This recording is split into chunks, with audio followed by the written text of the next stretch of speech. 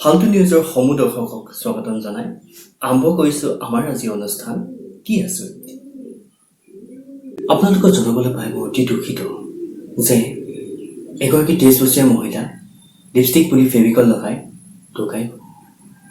কি আচৰিত কেনেকৈ নোপায় মানে তাৰ ওপৰত মাস্কখন পিন্ধি দিলে ন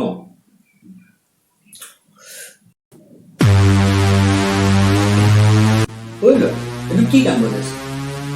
sad news